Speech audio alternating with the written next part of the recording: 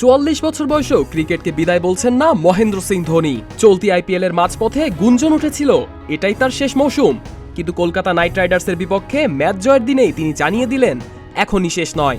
তাহলে কি আবারও হলুদ জার্সিতে দেখা যাবে ক্যাপ্টেন কুলকে?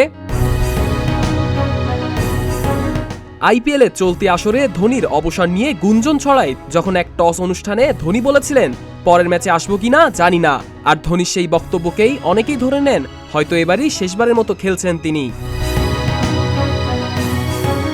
তবে সব জল্পনার অবসান ঘটিয়ে ধোনি জানিয়ে দিলেন এই মৌসুম শেষে অবসরের সিদ্ধান্ত নিচ্ছেন না তিনি। চেন্নাই সুপার কিংসকে 5 বার শিরোপা জেতানো সাবেক এই অধিনায়ক বলেন, আমি বছরে 2 মাস খেলি, এবার আইপিএল শেষ হলে 6 থেকে 8 মাস কঠোর পরিশ্রম করতে হবে, তখন বুঝবো শরীর কতটা সাড়া দেয়। তবে ধোনির ফিটনেস এখনো প্রশ্নবিদ্ধ। চেন্নাই সুপার কিংসের প্রধান কোচ স্টিফেন ফ্লেমিং জানিয়েছেন ধোনি এখন আর দীর্ঘ ইনিংস খেলতে পারছেন না, তাই তাকে 9 নম্বরে নামতে হচ্ছে এবং ব্যাট করছেন একেবারেই সীমিত বলে। ধোনির এই ভূমিকায় ভক্তদের অনেকেই খুশি নন, কেউ কেউ বলছেন এবার তার অবসর নেওয়া উচিত।